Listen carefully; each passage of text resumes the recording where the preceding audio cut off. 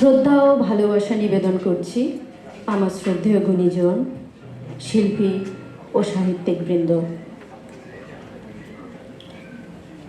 কবিতা আপা যখন আমাকে প্রথম প্রস্তাব করেন আজকের অনুষ্ঠানের জন্য, উনি আমাকে বলেছিলেন যে আমি যেন নারীদের নিয়ে যেসব কাজ করি সেটা যেন করি, কিন্তু সময় স্বল্পতার কারণে সেটা আমাদের করে ওঠা হয়ে ওঠেনি।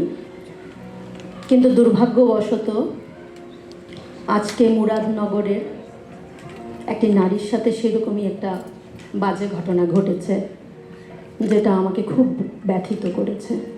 আমি জানি আমার মতো আপনাদের সবাইকে খুবই ব্যথিত করেছে, বাট আমি চেষ্টা করব আমাদের এই 15-20 মিনিটের সময়টা যেন আমার এই দুঃখ কষ্টটাকে আমি লুকিয়ে রেখে হাসি মুখে অনুষ্ঠানটা করে যেতে পারি, because show must go on.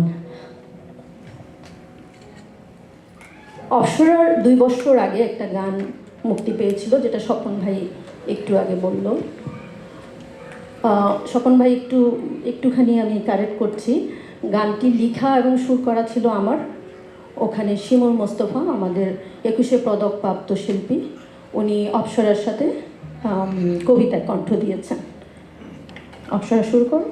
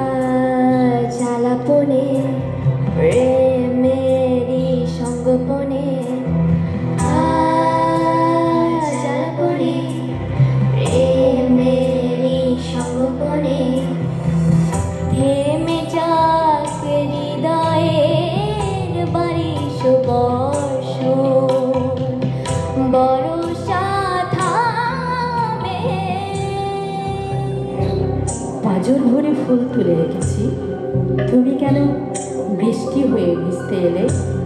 রাত জাগা প্রহর থমকে থাকে শুনতে তোমার ভেজা শাড়ির গল্প। নিঃসঙ্গ পাহাড়কে তোমার গল্প শোনাতে শোনাতে সে এখন নিজেই ঝর্ণা হয়ে বয়ে চলেছে তোমার পাড়াতেই। তুমি শুধু ধ্যান ও নিমগ্ন সন্ন্যাসী হয়ে রইলে। পাহাড় তোমায় স্পর্শ করল কই?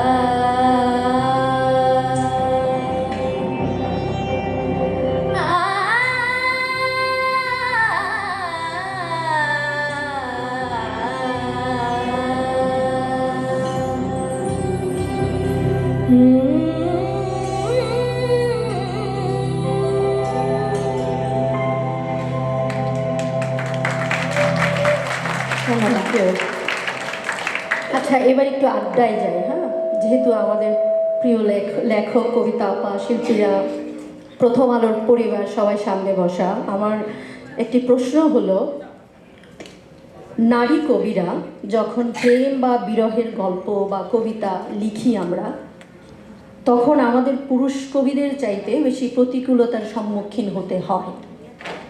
এখন একটা এক্সাম্পল দেই, যেমন আমাদের সাদাত হোসেনের একটি কবিতার কয়েকটি লাইন আমি বলছি। আমি একদিন কান্না হব, নীল আকাশের কষ্ট ছুঁয়ে সমুদ্রের বৃষ্টি হব, হারিয়ে যাওয়া সেই তো ভালো, যেমন ছিলাম রোজ থেকেও তেমনি করে হারিয়ে যাব, আমি একদিন নিখোঁজ হব। বাহ, কি সুন্দর, তাই না? শব্দ, চয়ন, সব কিছুই অসম্ভব সুন্দর। সেটা আপনি ওনার কমেন্ট বক্সে গেলেই বুঝতে পারবেন। ঠিক একই রকম কবিতা যখন আমি লিখি, আমি কি উত্তর পাই? আমি উত্তর পাই, আহা সুন্দরী, তুমি কাকে নিয়ে নিখোঁজ হবে? কবে নিখোঁজ হবে? আচ্ছা শোনো, ঠিকানাটা দিয়ে যেও কিন্তু, ইত্যাদি ইত্যাদি। তাই আমি ভাবলাম, কি আর করা, প্রেম আর বিরহের গল্প, একটু তো সুন্দরী আছি, তাই লেখাও যায় না। তাই আমি এইসব রোমান্টিক গল্প ছেড়ে আমি জীবনের গল্প লিখি। যেমন, দুঃখ যখন হাসি দিয়ে বলে যাবে যাবে মোর বাড়ি, সুখ তখন তাচ্ছিল্য ভরে বলে যাবে যাও, হাজার হোক আমি তো ক্ষণস্থায়ী। তার মানে কি দাঁড়ালো?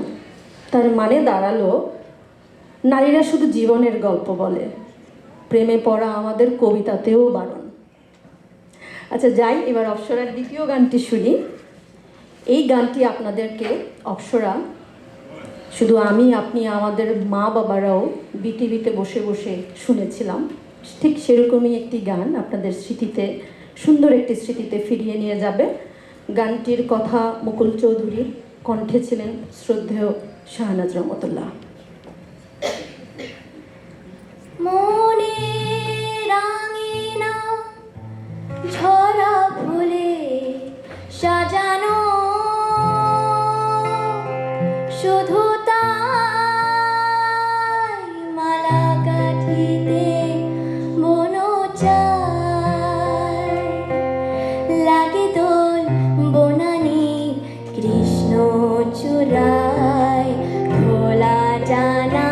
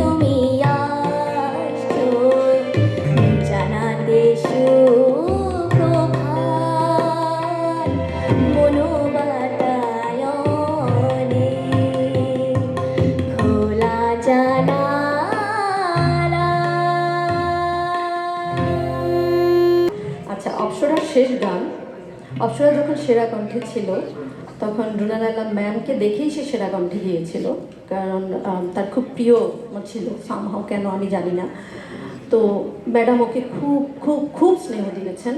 তো একটা গানের বিচার করতে যে উনি বলেছিলেন যে তোমার গলায় অনেক মুরকি আছে, ছোট ছোট মুরকি আছে, তুমি এগুলো নিয়ে কাজ করবে। এটা বলার থেকে অপ্সরার মনে হলো সত্যি সত্যি দুইটা ডানা গজিয়ে গেল পিছনে। সে এখন যত মুরকি গান আছে, যত ক্লাসিক্যাল গান আছে, সব ট্রাই করতে চায়। সো আজকে সেরকমই একটা মান্নাদের গান সে করবে। এবং মান্নাদের যদি আমি 10টা গান ধরি টপ লেভেলের, খুব কঠিন, এই গানটা কিন্তু তার মধ্যে অন্যতম। এই গানটার কথা লিখেছেন গৌরী প্রসন্ন মজুমদার, আর গানটি কণ্ঠে দিয়েছেন মান্না দে।